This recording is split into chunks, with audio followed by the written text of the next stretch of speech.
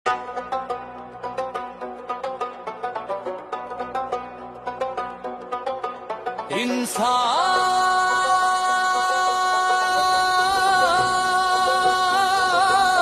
আসবেই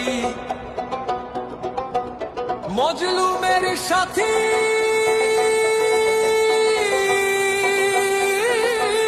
আসছে নওশাদ ভাই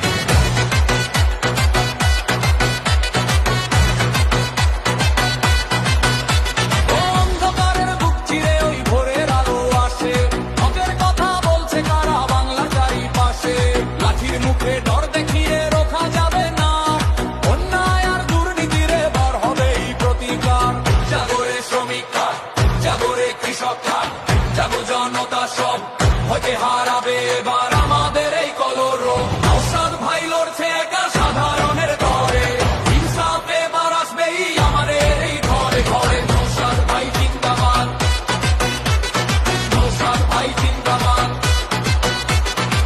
সংবিধানে শিক্ষা নিয়ে হাতে নিয়ে হাত, ভেদাভেদ সব ভুলে গিয়ে দেব আমরা সাথ। ভাইয়ে ভাইয়ে বিবাদ মেটায় ওই তো নওশাদ ভাই, ন্যায়ের পথে এগিয়ে চলাই মোদের পরিচয়। আইনশৃঙ্খলার ঝান্ডা হাতে দুই বীরের দল, ভাঙো থেকে বাংলা জুড়ে বাড়ছে মনের বল। দুর্নীতি আর জুলুম যার জন্য তোর ভাইয়ের উপর আঘাত করেছিস, যার জন্য তোর ভাইকে জেল খাটিয়েছিস মিথ্যা মামলা দিয়ে, তোর দলের নেত্রী বলেছে কোরআন খতম হবে, তোর দলের নেত্রী বলেছে মসজিদ থেকে দাঙ্গা বাঁধানো হয়, তোর দলের নেত্রী বলেছে হজ করতে হবে না, আগে ভোট দেন। এর জবাব ভাই আপনি দিতে পারবেন? এর জবাব কিন্তু দিতে পারবেন না। সেই দিন কিন্তু হিসাব আপনারও হবে আমারও হবে। অন্তত আপনাদেরকে বলবো যে অনেক হয়েছে ভাই, অনেক হয়েছে।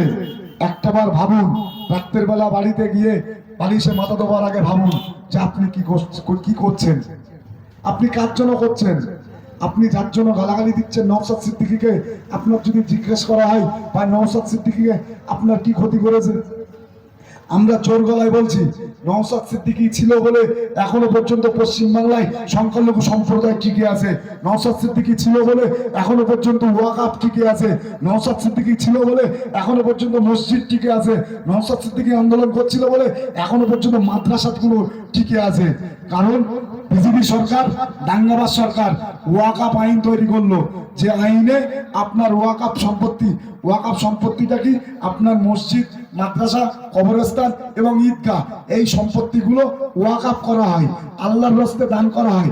দান করলে এখানে ধর্মীয় আমাদের যে ধর্মস্থান সেগুলো তৈরি করা হয়, সেখানে উপাসনা করা হয়। কিন্তু বিজেপি সরকার সেটাকে সরকারকে হস্তান্তর করার কথা বললো, নতুন আইন করলো। নতুন আইন করার পরে মমতা বন্দ্যোপাধ্যায় প্রথম বললো ওয়াকফ আইন আমরা মানবো না।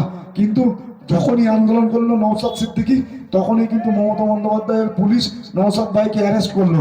অ্যারেস্ট করার পরে 42 দিনের পরে আবার 3 দিন কিন্তু জেল খাটালো। আচ্ছা আপনি বলেন, যে মসজিদে নামাজ পড়েন সেখানে তো তৃণমূল কংগ্রেসের বন্ধুরাও নামাজ পড়ে, যে মসজিদে নামাজ পড়েন সেখানে কিন্তু সিপিএম এর বন্ধুরাও নামাজ পড়ে, যে মসজিদে নামাজ পড়েন সেখানে কিন্তু আইএসএফ এর কংগ্রেসের ভাইয়েরা সবাই নামাজ পড়ে।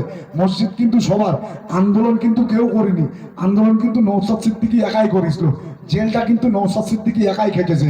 সুতরাং আজও পর্যন্ত সুপ্রিম কোর্টে যে কেসটা হয়েছে আব্বাস সিদ্দিকীর টাকায় নওশাদ সিদ্দিকী কেস করেছে, মসজিদটা এখনো পর্যন্ত সুরক্ষিত আছে, সেটা কিন্তু সুপ্রিম কোর্টে কেস হবার পরে মমতা বন্দ্যোপাধ্যায় সেই আন্দোলন মেনে নিল, সেই ওয়াকফ আইন মেনে নিল, নিয়ে কি বললো যে আপনারা ওয়াকফ নিয়ে আন্দোলন পশ্চিমবাংলায় করবেন না, ওয়াকফ নিয়ে আন্দোলন করতে হলে আপনারা দিল্লি গিয়ে আন্দোলন করুন। তাই তো বললো তো। এবার কি বললো যে ওয়াকফ নিয়ে আন্দোলন করলে আমার থেকে খারাপ আর কেউ হবে না। আচ্ছা ভাই বলুন, আমি আমার মসজিদ নিয়ে আন্দোলন করব, আমি কবরস্থান নিয়ে আন্দোলন করব, আমার মাদ্রাসা নিয়ে আন্দোলন করব, আমার ঈদগাহ নিয়ে আন্দোলন করব, মমতা ব্যানার্জির কৈফিয়ত দিতে হবে? এই মমতা ব্যানার্জি কৈফিয়ত দিতে হবে। এই আপনাদের কাছে তৃণমূল কংগ্রেসের বন্ধু